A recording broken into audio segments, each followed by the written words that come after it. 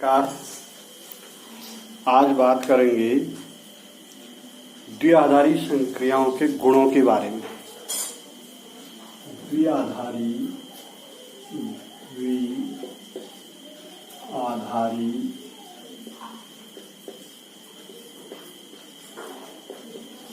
संक्रियाओं के गुण यानी properties of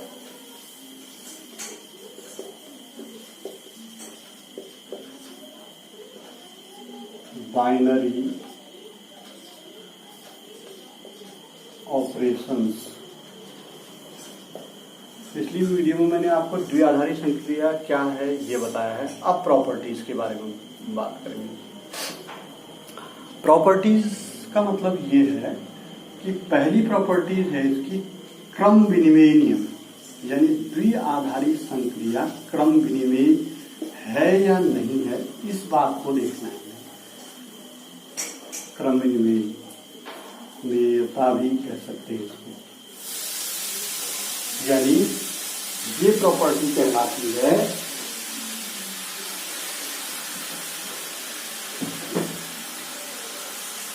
commutative binary operation.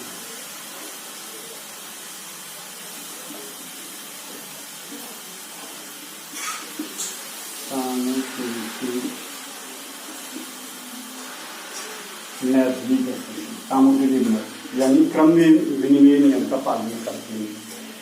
इसके लिए सिंपल है, A function B, A binary function B equal to अगर बी बाइनरी फंक्शन ए हो जाता है तो तब हम कहेंगे कि ये जो है क्रम विनिमय नियम का पालन करती है। जैसे सपोज दैट हमारे पास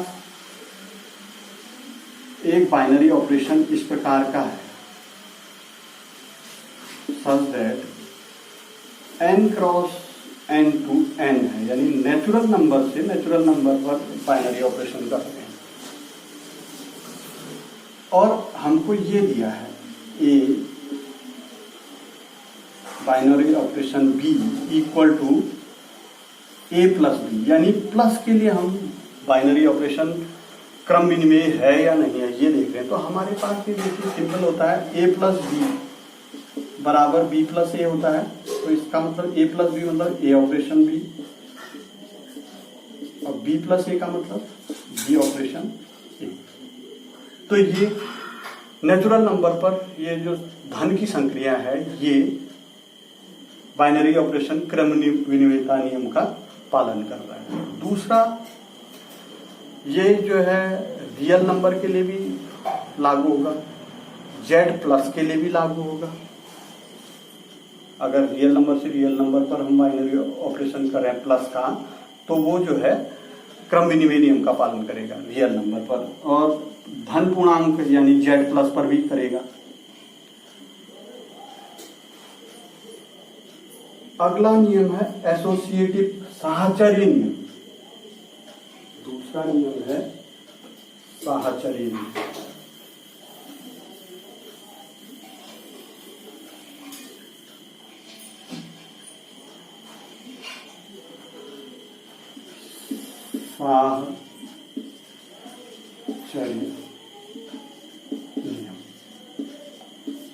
एसोसिएटिव लॉ।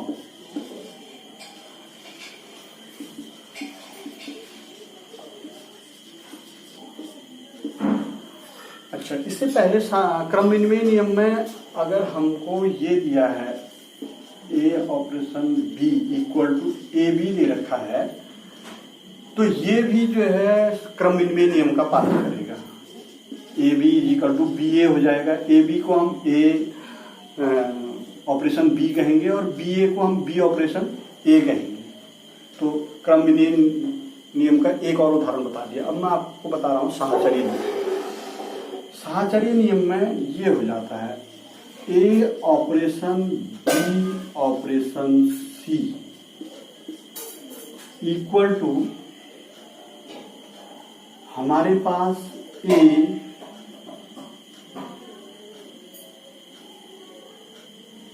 ऑपरेशन बी एक साथ, फिर ऑपरेशन सी अलग से। अगर ये हो रहा है तो ये सहचार्य नियम का पालन करेगा। जैसे प्लस, अगर हम यहां पर प्लस ले लेते हैं, ये देखिए हमारे पास कोई बाइनरी ऑपरेशन है, वो इस प्रकार से है कि A belongs to n, B belongs to n, C belongs to n, यानी n क्रॉस n से आपका फंक्शन n पे जा रहा है। तो अगर हमें ये दे दिया है A operation B equal to A plus B, या B operation C equal to B plus C, ये दे दिया है, तो हम इन दोनों को चेक करेंगे, सहचार्य नियम का पालन करेगा। देखो A operation B operation C equal to हो जाएगा हमारे पास A प्लस कोष्ट में B प्लस C। अगर हम इसको देखेंगे A operation B operation C equal to हो जाएगा A प्लस बी, एक पोस्ट में प्लस C बाहर। अब दोनों की राइट हैंड साइड देखेंगे तो दोनों की राइट हैंड साइड प्लस के लिए, क्योंकि क्रम विनिमय नियम का सहचार्य नियम का पालन करता है, ऐसा होता है। तो ये दोनों, इसको समीकरण 1 कह देंगे, इसको समीकरण 2 कह देंगे। समीकरण 1 तथा 2 से ये सिद्ध हो जाएगा। तो ये सहचार्य नियम का पालन प्लस के लिए करता है। अगर यहीं पर हम इसको क्रॉस कर रहे हैं, यानी मल्टीप्लीकेशन ले लें, A binary operation B equal to A B ले लें, तो उस कंडीशन पर भी ये चीज प्रूफ की जा सकती है ऐसे। तो ये सहचार्य नियम हो गया। तीसरा, ये जो है रियल नंबर के लिए भी प्रूफ कर सकते हैं हम, और जेड के लिए भी प्रूफ कर सकते हैं हम, इंटीजर्स के लिए भी प्रूफ कर सकते हैं। अब तीसरा आ जाता है इसका एक तत्समक, इसका एक योगात्मक तत्समक होता है। There exists a additive तत्समक, योगात्मक तत्समक, योगात्मक एडिटिव आइडेंटिटी।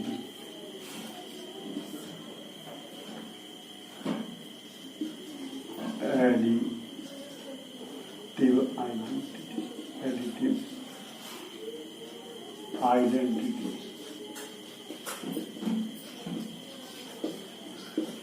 यानी योग तत्समक का अर्थ है कि किसी संख्या में क्या संक्रियाएं करें कि वो उसी का जैसा हो जाए। एक तत्समक होगा, जैसे मान लीजिए कि ए में क्या जोड़ें, ए में क्या ऐड करें, ये संक्रिया है प्लस की, क्या ऐड करें कि ए ही बन जाए, ए प्लस 0 इक्वल टू ए बन जाएगा। या तत्समक में क्या जोड़ें कि फिर वही आ जाए 0 plus A equal to A. इसको हम ई से दिखाते हैं, A plus E equal to A, और E plus A equal to A हो जाता है। तो योगात्मक तत्समक एक एग्जिस्ट करता है इसमें। इसको जो है इस तरीके से भी दिखा सकते हैं हम, A plus 0 equal to 0 plus A equal to A. ये प्रॉपर्टी अगर फॉलो हो रही है तो इसका मतलब है कि इसका एक एडिटिव इनवर्स है जो 0 है, और एक इसका गुणात्मक तत्समक भी रहेगा।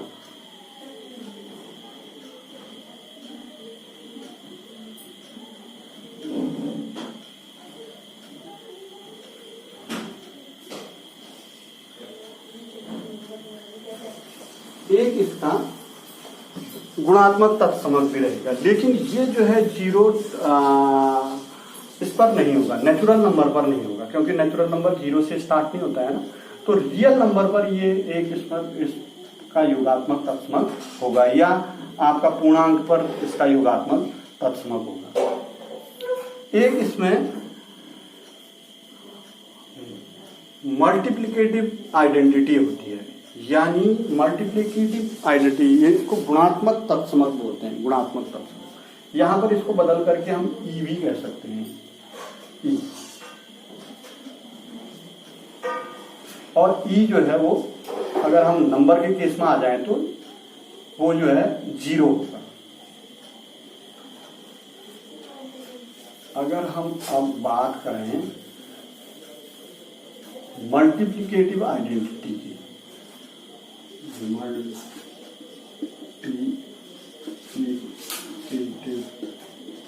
आइडेंटिटी यानी गुणात्मक तत्समक।